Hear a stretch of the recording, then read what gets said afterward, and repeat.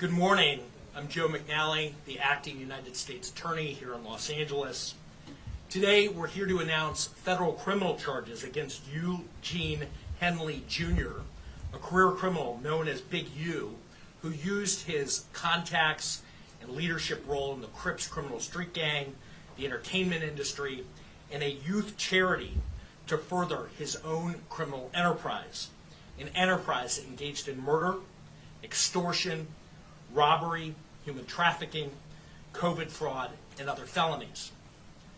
Mr. Henley and several other individuals linked to him and his criminal enterprise were charged in a criminal complaint with federal racketeering conspiracy.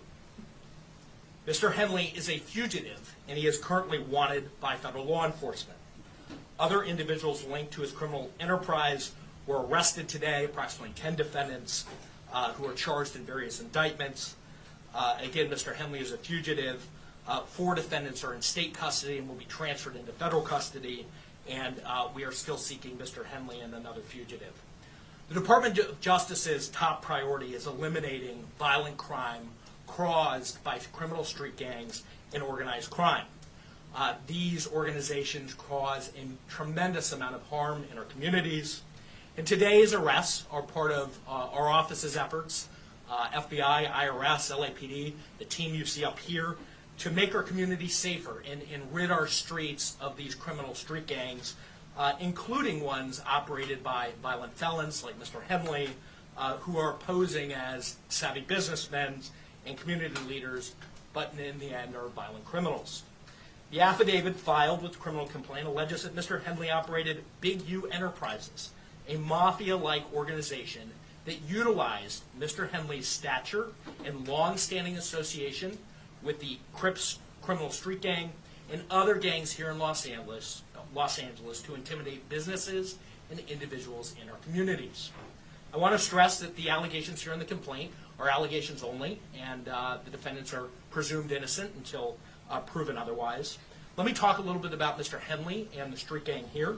As I said, Mr. Henley is a widely known leader within the Rollin 60s. He rose to prominence in that gang decades ago, and he has since been a fixture on the internet talk shows and podcasts, all things that law enforcement have looked at closely as part of this investigation. He has maintained the image of an entertainment industry entrepreneur running a music label and of somebody who gives back to the community here in Los Angeles, funding a South LA-based charity, developing options, which purports to help at-youth risk escape gang life and escape the perils of gangs in high-crime areas. The facts alleged in the complaint paint a very different picture. It is one of a murderer, a thief, a liar, and a cheat, and the criminals that enabled him. For example, Mr. Henley engaged in a murder of a musician signed to his label in 2021 and dumped the victim's body in Las Vegas off of the I-15 freeway. He then attempted to evade and obstruct the investigation into the murder, including ordering witnesses not to speak with law enforcement. Henley's criminal enterprise also engaged in other crimes, including transporting prostitutes across state lines, extorting strip clubs, marijuana dispensaries, and other businesses, and fraudulently applying for COVID loans in the form of a business relief loan. On that application, Mr. Henley falsely stated that his music label, Unique Music, operated at a $200,000 profit in 2019 and was entitled to government assistance, despite the reality that the company had operated at a loss and was ineligible for such relief. Finally, Mr. Henley is accused of embezzling donations made by celebrities, professional athletes, and businesses to his charity, Developing Options, which, as I said, purports to give South LA at-risk youth alternatives to gang violence, drugs, and other criminal activity. Henley used this charity as a front. He used it to conceal his fraudulent activities, his criminal enterprises activities, and evade detection from law enforcement. If convicted on the racketeering conspiracy, he and his co-conspirators face approximately a 20-year federal prison sentence. I want to thank our federal law enforcement partners, our state law enforcement partners who brought about the result here today. The Los Angeles Metropolitan Gang Task Force from the FBI is comprised of FBI agents, LAPD officers, IRS Criminal Investigation, the U.S. Department of Justice Inspector General's Office, Los Angeles Police Department, the North Las Vegas Police Department. This case is a great example of state and federal law enforcement working together to address harm from a criminal enterprise. I also want to thank our prosecutors, Assistant U.S. Attorneys Kevin Butler and Jenna McCabe, for their diligence and dogged determination in this case. With that, I'll turn it over to our next speaker, FBI Special Agent in Charge, Ted Dox. Thank you, Joe. Absolutely.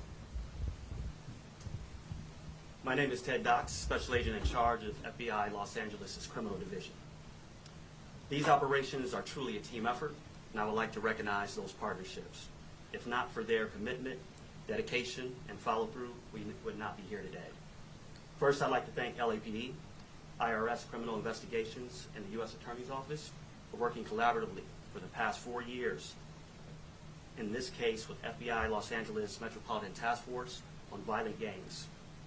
I'd also like to thank the U.S. Marshal Service for their assistance today, and many departments in California, Arizona, Nevada, and the North Las Vegas Police Department. Now, this morning, hundreds of agents and officers, including multiple SWAT teams, executed multiple arrest warrants for many of the 19 defendants charged in this case. Search warrants were executed at 6 locations. Those searches continue to be underway.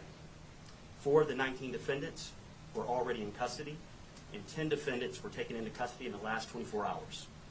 And while we're still seeking the whereabouts of 5 individuals, 3 of whom we believe we will have in custody shortly, 2 defendants are considered fugitives. They are Eugene Henley Jr., also known as Big U, and Brian Mejia. We will provide their photographs to the media following this announcement. Anyone with information as to their whereabouts should not take action on their own, but contact the FBI. You can reach us by calling 1-800-CALL-FBI. During this investigation, we recovered 49 weapons, 5 pounds of methamphetamines, 10,000 fentanyl pills, and large amounts of cash. The Rollin 16 Crips have been around for decades, and by some estimates are among the largest gangs in the country, with factions in multiple states. Mr. Henley has been a known member of the Rollin 16 Crips since the 1980s, where he established his reputation and earned standing with fellow gang members. He has been able to use that standing to intimidate businesses and individuals and to commit various forms of violence, including the alleged murder outlined by the U.S. Attorney. He's also been able to influence others to give him money, only to defraud his victims, including defrauding the U.S., the government, the city of Los Angeles, and you, the taxpayer. Before I close, I'd like to ask that anyone who has information about the alleged criminal activity or feel that they have been victimized by any of the defendants, call the FBI at 1-800-CALL-FBI. We've targeted this gang in the past and will continue to target gangs who seed violence and fear in our communities. The FBI will never waver on our commitment to combat violent gangs and those individuals affiliated who prey on others. Today's arrests make neighborhoods across our city safer. Thank you. And with that, I'll turn it over to IRS SAC Tyler Hatcher. Good morning. Again, I'm Tyler Hatcher. I'm the Special Agent in Charge of IRS Criminal Investigation here in Los Angeles. Today's arrests are the result of outstanding investigative work by law enforcement partners from LAPD, U.S. Attorney's Office, the FBI, and my office, who's worked tirelessly to find the evidence necessary to charge those who are alleged to bring harm to our communities, as you've heard previously. The RICO charges against Mr. Henley and his associates reflect a pattern of crimes that runs a gambit from extortion to robbery to murder to tax fraud and to human trafficking, all under the umbrella of a well-organized criminal organization led by Mr. Henley. Additionally, Mr. Henley duped the County of Los Angeles by running a nonprofit named Developing Options, which was set up to pull youth out of the gang life and promote anti-gang solutions. Yet Mr. Henley continued to personally orchestrate violent gang activity that impact our communities. Donors trust that their donations will be used in a manner that's consistent with what the charity was set up to do and applied as intended. In this case, it was for the benefit of at-risk youth. Financial transactions leave a trail, and IRS criminal investigation special agents are the best at following that trail. The trails led to allegedly lead to Mr. Henley's personal bank account, and the money trail doesn't lie. Organized crime victimizes our Los Angeles communities far too frequently, but the arrests made today demonstrate our commitment to making Los Angeles safer for everyone impacted by these criminal enterprises. IRSCI is proud to partner with our federal and state and local law enforcement partners to make our communities safer and to protect from these violent acts. And on that, I'll turn it over to the Chief. Thank you, and thank you all for being here today. I'll keep my comments brief. From day one, the Los Angeles Police Department's been proud to stand shoulder to shoulder with the FBI and our partners here today in this critical investigation. The invaluable expertise provided by Operation South Bureau FBI Task Force on the Rollin 60s criminal street gang has played a pivotal role in securing these 19 federal indictments laid out this morning. It's a major step forward in our ongoing fight against gang violence and brings hope and relief to a community that for too long has endured far too much. Together we will continue to protect and serve, working tirelessly to ensure safety in all of our neighborhoods. I'll return the U.S. Attorney, Joe McNally, for any questions follow-up. We'll take any questions. So Henley is still on the loose? He is. Do you expect to snag it today, or is this something where he's gone? Yeah, I think all I can say is that look, he is the leader here, and we're looking for him and trying to find him. He's a fugitive at this point, and we're using resources to try to track him down. When were the other arrests made? The arrests were made this morning, early this morning. And that's of the more than this whole group here that's in custody, or? So there were a number of arrests, I think roughly 10 this morning, and then there are other individuals who were in state custody that are being transferred into federal custody. But approximately 10 arrests were made this morning. I think you mentioned it earlier, but what kind of penalties or time imprisonment are these? So a federal racketeering conspiracy complaint that's charged here in 1962D covers up to 20 years in federal prison. The next stage here would be that Mr. Henley and others would be indicted by a grand jury, and the penalties at that point could range and include higher penalties. So at this point, he's charged in a criminal complaint. Is he charged with murder too as well? He's charged in a RICO conspiracy, and part of that RICO conspiracy, one of the predicate acts is the murder that is described in the complaint. He has not yet charged in an indictment with substantive murder. You mentioned the taxpayers were defrauded. Can you tell us how much taxpayer dollars he obtained from what city leader or official? And what does this mean for groups that are working on anti-gang efforts and trying to get donations from celebrities to see? Sure. So I think just to kind of go back, Mr. Henley and the allegations are here, operated a criminal enterprise. He used his status in LA as a gang member, somebody who was known as an enforcer, in order to execute the crimes that are described in the criminal complaint. As part of that, and to get to your question, he also had this charity and held himself out there to be somebody who was committed to reducing gang violence, committed to supporting youth in the city. As part of that, he received grants from government agencies to do that work. And as we describe in the criminal complaint, he used that goodwill to benefit himself. He diverted money from that charity and lined his own pockets with it, and that money was ultimately traced, and that we can show that he used it for personal purposes. So there was an embezzlement angle to this, to the criminal enterprise, where hundreds of thousands of dollars were siphoned off that should have gone to charitable purposes, gang reduction, gang intervention. Instead, he used it for his own purposes, his own criminal enterprise. In addition to that, there was tax loss. And like many of our cases, we ultimately do a financial investigation, and we see that embezzlement and that siphoning happens often. There's a parallel tax conduct that is also described in the complaint. So you're talking about hundreds of thousands of dollars that the charity ultimately siphoned off for his purposes. It was a charity that he controlled, and again, held himself out there to be somebody in our community who was, as Chief McDonald said, these communities, it's oftentimes our poorest communities that need intervention the most, they need law enforcement the most.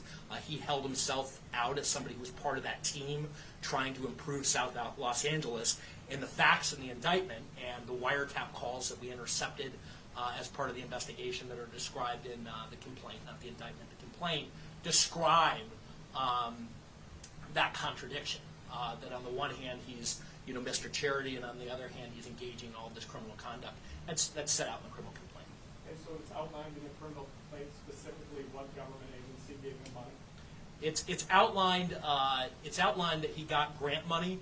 I believe that money flowed through the city of Los Angeles, but I don't have the specifics in front of me. What I can tell you is that typically, grants flow through the state and then eventually, are typically issued through the city. And to the tune of hundreds of thousands of dollars? Hundreds of thousands of dollars.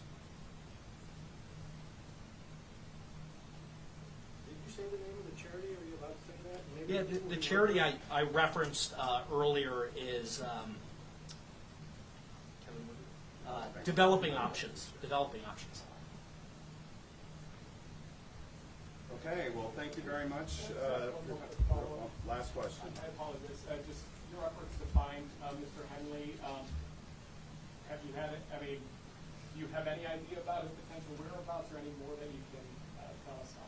No, other than he's a fugitive and he's being sought by law enforcement, and we're obviously looking for him as we would any fugitive who's engaged in the type of conduct that's alleged here.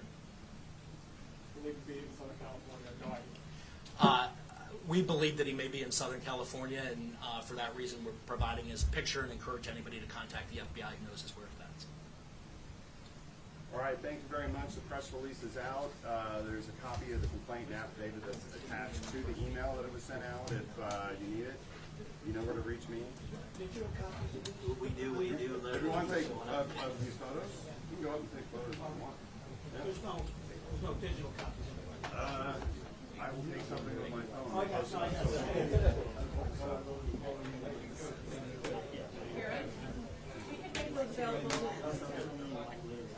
Okay. We'll put it on Twitter, but if anybody needs the photos,